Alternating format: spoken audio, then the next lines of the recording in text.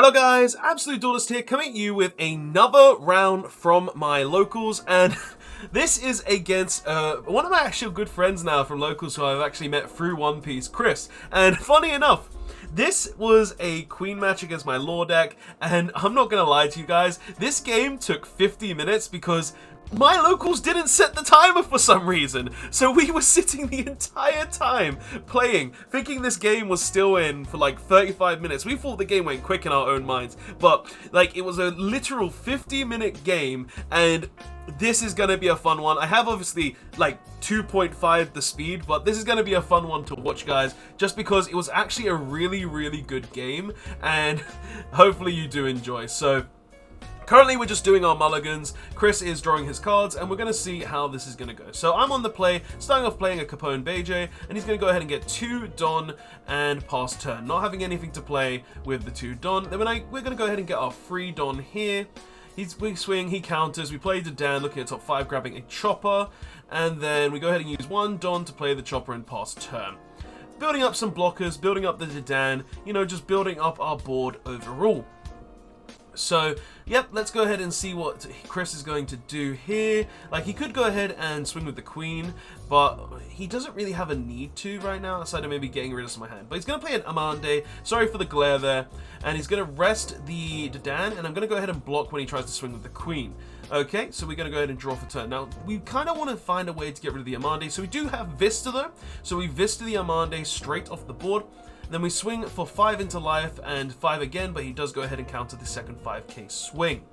Okie dokie, so we're looking at our hand, thinking what we're going to do. He goes ahead and plays a Perona, looking at the top 5 cards, stacking his deck, because this deck actually really does like to stack it, because in the late game, you're going to go ahead and be stacking your specific life cards that you want, such as blockers to trigger, cards you want to draw, such as high-costing cards to play. Like, it goes into that kind of game with Queen. So it's actually kind of cool when it does get to that point.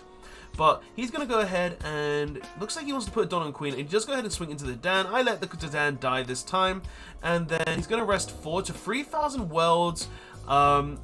3,000 Worlds, I actually didn't see what he 3,000 Worlds that I completely forgot was on the board. No, it was the Vista. He 3,000 Worlds the Vista. But I'm going to go ahead and play a Bonnie here, grab a Jet Pistol, which I think is actually pretty good right now in lore. It's something that I've been working with, even took into the recent regionals that I went into and thought, hey, this card works really well, it's really strong. Do I think it's necessary? Probably not, but in certain matchups the card can be absolutely insane.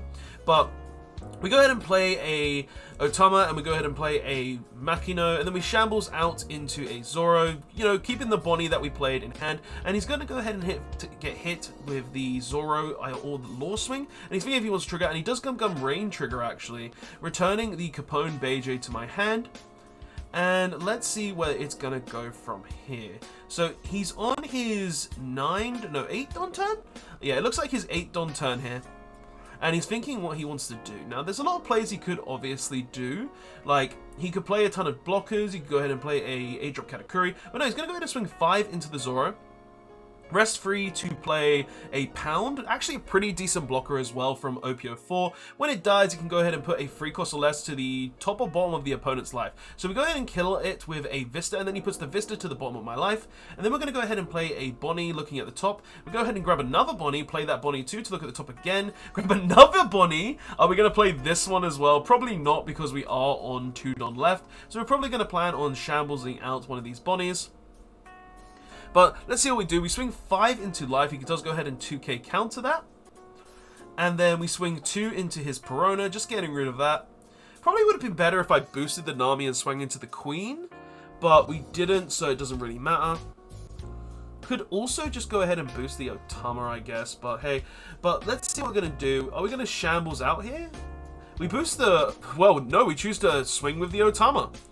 Interesting choice there on my part. I didn't think I would swing with the Otama there. But let's go ahead and see what he's going to do. So, it looks like he's on his 10 Don turn. He does have quite a few cards in hand. I'm on 5 life, funny enough. Like, for a lore player to be on 5 life, that's actually really strange. And now he's just reading the lore just to see what it does exactly, so he knows where he's going to go from his next play. So he's going to rest 9, play the Mihawk, put the Nami to the bottom. Okay. And let's see what he does next. He's going to swing into a Bonnie, gain a life, because that's what Queen does. If you have four cards in between your hand and your life, you can go ahead and gain a life if you have an 8 cost or more character on your board. But we're going to go ahead and Bonnie here. Bonnie's going to go ahead and add a restand law. Then we're going to go ahead and play a Bonnie again. Use the Bonnie ability, looking at the top 5, to add the the blocker law. Very good card, very strong card as well. The card is absolutely insane. Probably the best card in law. The deck wouldn't be playable without it. But we're going to swing 5 into his life. He's going to go ahead and counter for 1 with a pound. We're going to swing with the Otama. Then we're going to go ahead and play Capone that he returned earlier. And we're probably going to go ahead and Shambles, returning the Otama and a Bonnie. Maybe the Makino. We'll see. We'll see. So we're definitely Shamblesing. That's definitely happening. Okay. So we do rest the 2, play the Law, replay the Bonnie, then use the Bonnie ability to go ahead and look up cards. We grab a Zoro there. Good card to grab, good card to grab. And we pass with 1 Don up. Okay. So we'll see what he does here. But he does play a Yamato, killing my Law because of there's 7 life between all of us. And he does gain a life as well. Gaining essentially 2 life there, just because of he has the Queen ability on top of that. So he gains 1 from the Yamato and then 1 from life. But it's our turn again. We go ahead and rest the Bonnie, grab the blocker Law. Very, very good card, as I said. Like, the card's very useful. Like, just being able to get back cards, being able to re-swing with Soros again. Like, the card's insane. So we're going to swing 5 into life. Will he choose to counter out? He does choose to counter with the pound. Then it looks like I'm splitting up my Don just to kind of figure out where I want to go. Do I want to play the blocker Law? Do I want to go ahead and play other stuff? We're going to play the Zoro. Then we're going to rest to play a Vista. Then we're going to play a Makino. Then we're going to Shambles out, returning the Otama, playing the Law, returning the Zoro, replaying the Zoro, and then swinging with the Zoro. Does he choose to take the hit? Is the real question. He did take the hit, but he's thinking if he wants to use a potential trigger. He goes ahead and triggers a Sanji, going ahead and discarding a Sogyo King there to go ahead and play it onto the board. So he's got a lot of things on his board. He's got the Mihawk, he's got another Yamato, killing another blocker Law and gaining another life for free, and then just gaining another life with the Queen ability. This is really what the Queen deck wants to do. Like, it wants to gain as much life through like 9-drop Yamatos for its own ability and just have the advantage pretty much. Like, we have swung through so much life at this point. I think we swung through like 6, maybe 7 life at this point. Maybe a bit less. Tell me in the comments if I'm wrong. But we go ahead and swing with Law into the into the Yamato there. Go ahead and kill that. Then we've got a lot of Don left. So I think we're going to debate on where we want to go with it. Do we want to go ahead and swing with a Vista? Do we want to maybe play something else? Like, let's see what we do. So we're going to rest 5 to play the Restand Law. We're going to return the Restand Law and play Rush Luffy. Okay, not bad play. Like, that card will be able to swing twice next turn, which is very, very strong. He's going to he 3,000 worlds the Rush Luffy, and he also 3,000 worlds the Vista. Okay, so he's dealt with the Vista and the Rush Luffy, which is very strong there. Leaving me with only Otamas and a Makino. Now, he can gain a life as well, but he doesn't want to swing. Okay.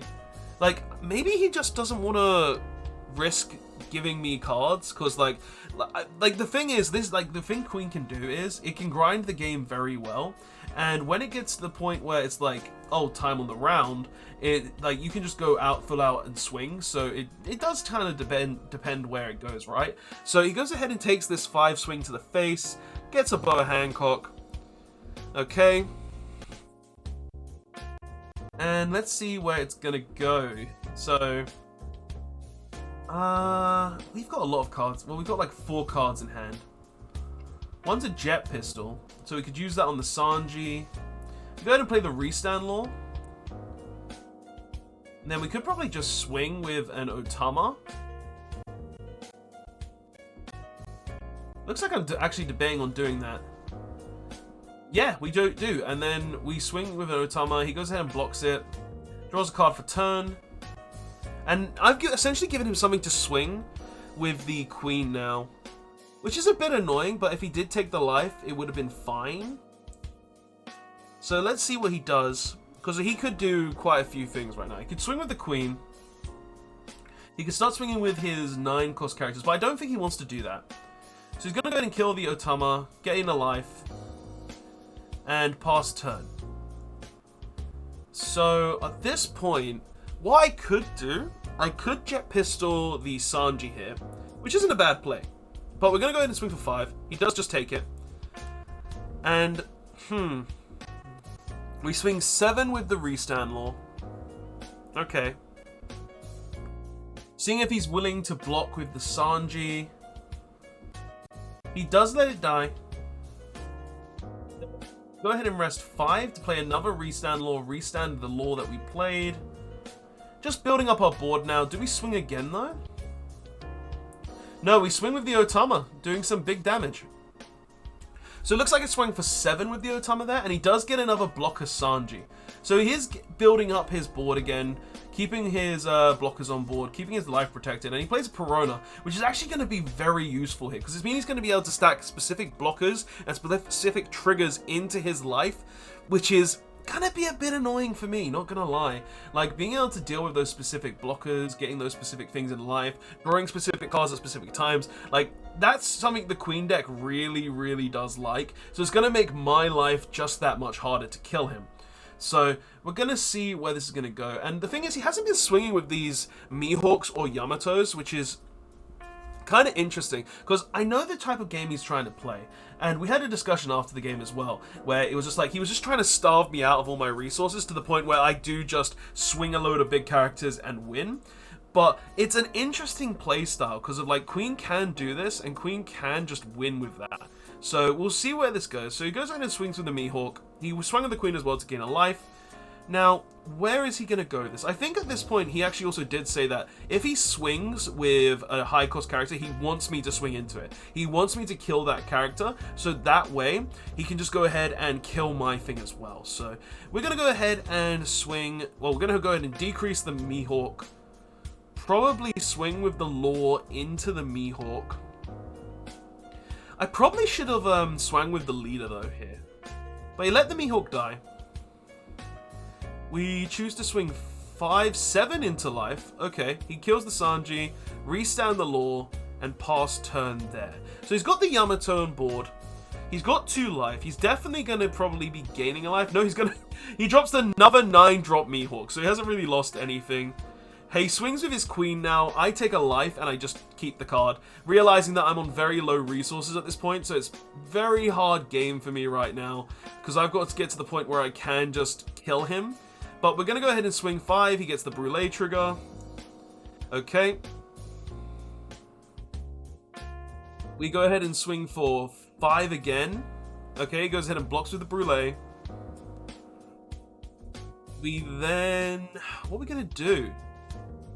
We rest 1, play Makino to boost the Otama, and then swing 5 with the Otama into the Queen. Just trying to maximize my swings at this point. He gets another Brûlé trigger as well. Okay. So I'm just thinking right now, what is the best course of action? Do we swing with the Laws, or do we just pass? Because, like, he's got the Brûlés. We're going to be losing, most likely, the Brook, the Otama, the Okiku. Like, we're going to be losing all of these. So is it worth to swing into life? So we're just going to go ahead and Jet Pistol the Brûlé, swing for 6, see if we can hit again. Because, like, at this point, if he doesn't have another blocker, we just win. So we go ahead and swing for 7 into life, and he has the perfect... Oh, actually, no. He was scooping at this point. And I literally said to him, wait, what? What's going on? You're dropping the Gum Gum Rain? And it's just like, wait, so you have Gum Gum Rain, 0-cost counter. And he literally thought he lost here, but he was just in such hyper-focused mode, where it's just like, he didn't realize he's still alive. Because I swing for 7, Gum Gum Rain is just enough to keep him alive. So the game continued on from there, because it's like, this is locals. If I can tell, if he's gonna keep going, he's gonna keep going, right? It's a fair game. We're gonna play this game out, and we're gonna see where it goes. So the game continues on from here, and let's see what's gonna happen, right? So it looks like he's got a loaded Don that he's thinking of placing on a character or the leader. Like, he wants to clear my board at this point. Like, he needs to gain a life, and he also needs to ensure that I don't have free swings. That has to happen. So he's going to swing into the Makino first. He's then going to swing into the Brook, gaining a life. Swings with those two, killing both of those. And now I need just one additional swing. I need one additional swing to take out this life and then to go into game, right? Like, that's what I need. So if we have a weighted additional swing, we just win here, which is great, but we'll see what happens. So he goes ahead and he rains. No, he didn't. He red rocked an Otama, which is very unfortunate. I dropped the Otama and the Beige, and there is a reason I did this. The reason I did this is because I could have good triggers in life. So I could go ahead and have a jet pistol to go ahead and kill another character. I could have a lot of things that could stop me from dying here. And I also have the Capone to protect me if I do go to 0 life, right? So that's why I did it this way. So he's going to go ahead and play... Oh, he's going to go ahead and play the Katakuri here, gaining a life though, which makes my life harder. But he swings with the Yamato and also the Mihawk. I take both lives here. And let's see where this is going to go. Because of... He's on 2 life. We're in a problem situation. We missed with the Nami. We go ahead and also use a Bonnie, adding a Zoro. So let's see where this game's going to go. Because this is a very, very tight game right now. So this is where we start thinking really hard. Like, how are we going to survive the next turn? How are we going to get to the point where we can win, right? He goes ahead and blocks up with my Law Leader swing, though. So he doesn't want to take another life. But we go ahead and play the Blocker Law here. And then Blocker Law is probably going to add back the Bonnie. And then play the Bonnie again, maybe? No, we play the Zoro, swing into life. Doesn't have a trigger there. Go ahead and play the... Well, go ahead and play the Law again.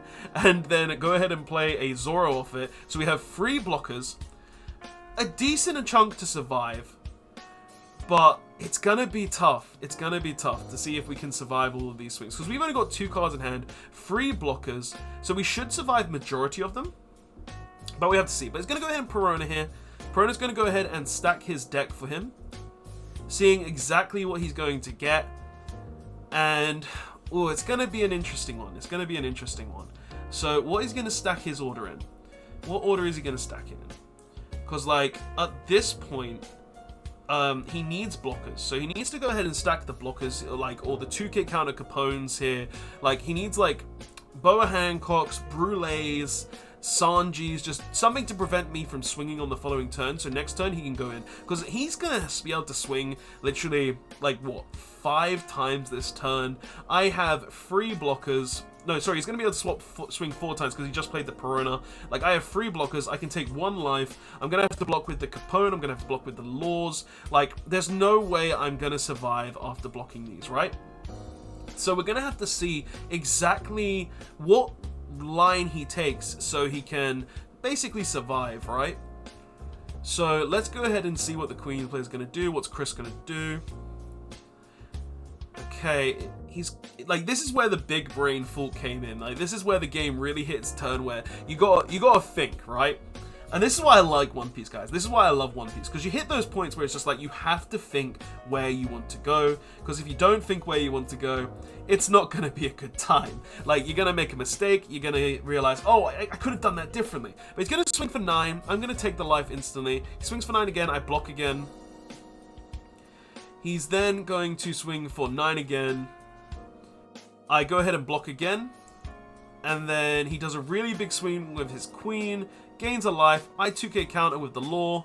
Goes ahead and plays a Dofi. Goes ahead and plays another Dofi as well. And let's see if he stacked his life correctly, guys. Is that card going to be a blocker? Because if it is, that's where the game ends. That's where we lose. So, let's go ahead and see. We've got a load of Don. We have to do this correctly. Sequence it correctly, because of, like, if that... Like, he's got 2 blockers. So we swing with both, and he blocks them both. So we need to swing with the Nami first, most likely, and then swing with the Law. But I'm just doing the maths in my head, making sure that if we do it, we're going to Bonnie here, trying to get to a Jet Pistol. And we do get to a Jet Pistol here. So if he doesn't have, if he does have a blocker, we still win. We still win. So, like, we got the Jet Pistol, which is good. Gets rid of a blocker, which is great. Will that help us, though? Will it get us to the point where we can win? We're going to go ahead and put 3 onto the Nami, swing. no trigger, and then we swing with our lore and we win. And his trigger was a Sanji, but he didn't have a card to go off with it. So guys, that was a great match. Like honestly, it was a lot of fun.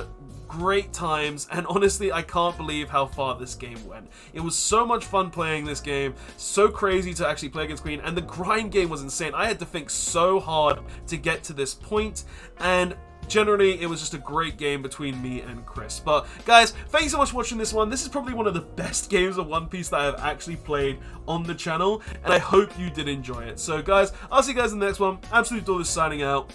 Later on.